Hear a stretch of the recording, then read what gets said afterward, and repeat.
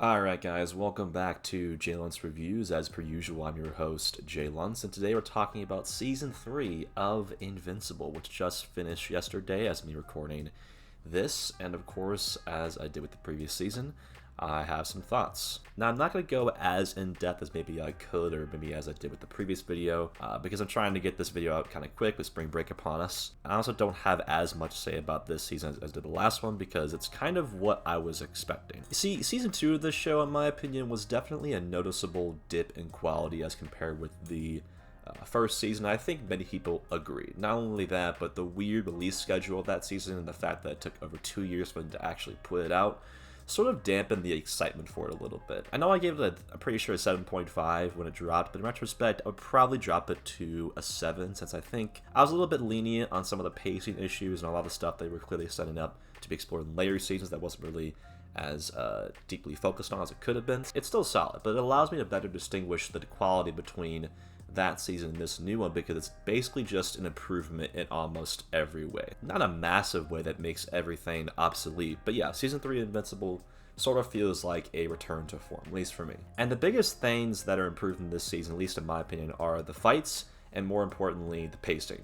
Where Season 2 kind of struggled to get me engaged in some of the smaller side plots, what with the Amber and Angstrom's poor old hopping shit and that weird underwater Atlantis episode and most of that shit going on with the Guardians.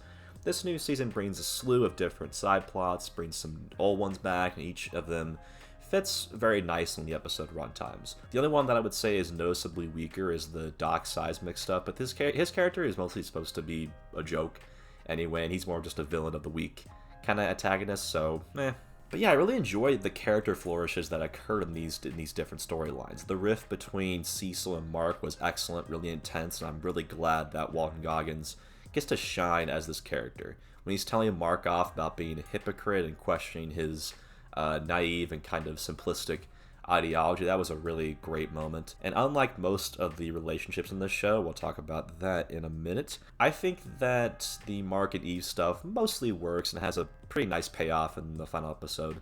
They have charisma, they're charming, and seeing them team up to beat that dragon in that Machine Head episode, the prison episode, was pretty fun. And although I would have liked to see more of Alan and Nolan this season, the little that we did get was pretty fantastic, and seeing Nolan regain confidence and essentially fully turn good because he realizes he actually cares about the people who are suffering because of the Viltrumite War was really awesome to see as well. And obviously Alan is just the GOAT. There's a reason why he's a lot of people's favorite character.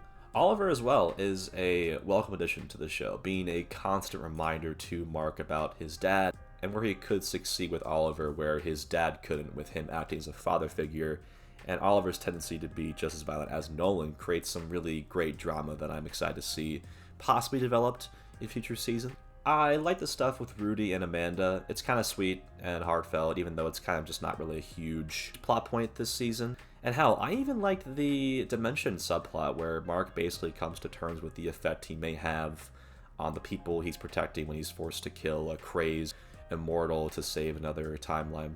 And speaking of the dimension hopping stuff, this season mostly alleviated my concerns about this story device, because in the finale of the previous season focused so heavily on it and made it seem like it was going to be really important and possibly instrumental to the main plot. I was really worried because it sounded kind of fucking horrible. But it's clear that the writers of this show still want to keep that element of the story tied to either character development or just keep it a part of Mark's feud with Angstrom, and that's kind of it. The Viltrumite War and any other subplot isn't really affected much at all by the time travel hijinks stuff. And that's honestly a blessing, because man, if this show went about it the same way that Arcane did, God, that would have been really disappointing.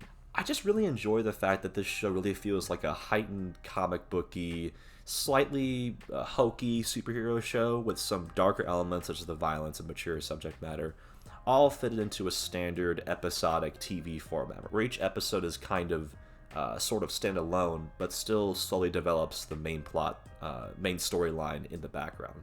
One more thing I want to talk about before the finale is just how good, once again, the voice acting is in this show.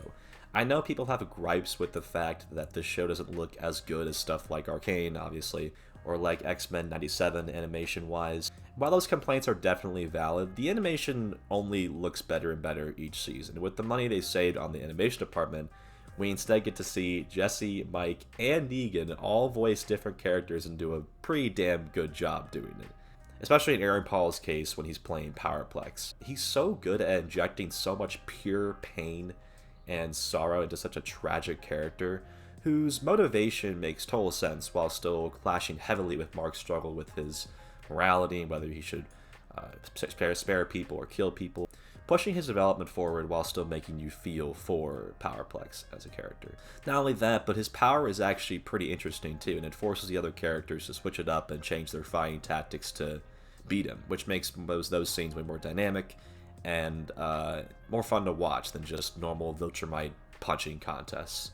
I kind of want to end this video talking about the finale, so let me get my complaints out of the way for this season before I talk about that. You know, what made the Powerplex storyline so fantastic to me was just seeing how him slowly fall deeper and deeper into this false belief that everything that he's lost in his life is due to Invincible. What made this episode nowhere near as good as it could have been is that the show cuts back a lot to focus on many different romantic relationships and subplots, and this is a problem that is shared by pretty much every episode. And while it doesn't kill the pacing completely, it does mess with the flow of each episode quite a bit, because aside from Mark and Eve and I guess maybe Rudy and Amanda, I could give two shits about everyone else forming a cliche romantic relationship with someone else and having that be their entire character. And I mean, when I say that almost every character in this show revolves around a fucking romantic relationship, I mean it. I really do. Aside from the ones I've already mentioned, we've got Immortal and Kate, Debbie and Paul, William and Rick, Amber and some guy, Powerplex and his wife, and Rex and Ray. And that last one really kills me because this show really let down Rex's character in a pretty big way. He went from a bumbling comic relief idiot to a guy I was sort of rooting for in season 2 with his redemption, to a guy now who wants to settle down with the girl and doesn't really want to be a superhero anymore. There's this scene where he's talking to Ray and mentions that he's been an orphan all his life and his parents basically shipped him off and took advantage of the money that you can get from having a superhero kid, and it sounded really interesting. Why not have a subplot revolving around him tracking down his parents and coming to terms with his childhood and explore what happens to parents who aren't equipped to raise a superhuman child? I mean, I guess that's kind of explored with Eve's parents, but their characters kind of suck, so I don't know. It would have made Rex's sacrifice just so much more powerful if he came to terms with why he is who he is, what made him the superhero he is today. It would have been way more interesting that way, at least in my opinion. The show focuses on this far more than it needs to, and I'm sorry, but most of the time I just don't care, and it's so cheesy and formulaic. Another gripe I kind of have is that I wish certain characters were focused on more, which is definitely a side effect of the episodic formula the show is following. But Nolan and Alan and Rudy and the Mahler twins are sorely missed sometimes in these episodes because they're good characters and could have been utilized a lot more in the story. I just think a show with this thematic framing should have more than just 8 episodes per season, but that's a problem a ton of modern television shares, so I guess I won't be too critical. One more problem I do have that sort of hampered my enjoyment a bit is probably the biggest and most popular episode this season, which was the second to last one.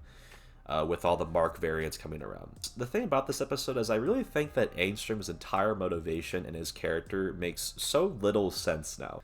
So you're telling me that this guy who once had good intentions and now vows vengeance against all versions of Mark Grayson just so happens to torment the one Mark that didn't side with Nolan, which is insanely ironic, but whatever. But then to get his revenge, he recruits 18 different evil versions of Mark to capture and or kill the Mark Grayson that nearly beat him to death in the last season. Huh? Why would Angstrom have the capacity in any way to even work with any version of Mark? Not only is he a psychotic supervillain with every version of evil Mark killing his kid in his head, he also has a billion drones, time portals, and the alternate versions of so many villains to choose from. I get that he wants to show Mark all the pain he's caused with other evil variants of himself to show what these other versions have done to other planets. And I also get that he planned to betray these variants of Mark anyway, but it's still such a mistake in the writing for this character that contradicts his entire motivation. I just cannot look past it. Maybe it makes more sense in the comic, but I don't know. But none of these complaints are so damning that it ruined the show for me at all, especially with the absolutely stellar finale. The final episode this season is honestly a bit similar to the finale from the first season, but what makes it just as, if not more intense and brutal, is that Conquest is far more menacing and bloodthirsty than any Viltrumite we've ever seen. I'm so happy that they still plan to do stuff with him in the future because, man, did he make an amazing first impression. I love his monologues where he talks about how much his drive to kill and bathe in the blood of his victims has consumed him. I like the little scene where he blows a bubble of blood into the shape of a heart in space and then crushes it and then starts talking about how he's going to eat the hearts of the people that he kills. Plus, it's important for Mark as Strongest Now to fight a Viltrumite as detestable and downright evil as Conquest so we can further believe in Omni-Man's redemption and show that Nolan is nothing compared to the brutality other Viltrumites will show. And throughout this season, while Mark has kind of struggled against some villains, he hasn't really been dealt some serious damage. But holy shit, I mean, look at him at the beginning of this episode and look at him at the end. A man is struggling. And now that he's accepted the fact that killing people is sometimes the only viable option to protect the people that he loves, it's simultaneously satisfying but also far more cathartic than I thought it would be. I mean, you see in the fight that while Mark definitely holds his own quite a bit, you can just see how the encounter is getting progressively worse with how many limbs he's losing. Also, this shot of him punching through Conquest's gauntlet while breaking his own arm, ooh, that was really nice. The cinematography and the choreography of this episode, especially when Eve enters the fold, was just really, really good. And while, yeah, it was pretty obvious that there's no way she was done for, the awakening of her true powers is really, really cool, and one of the best moments in the show, for sure.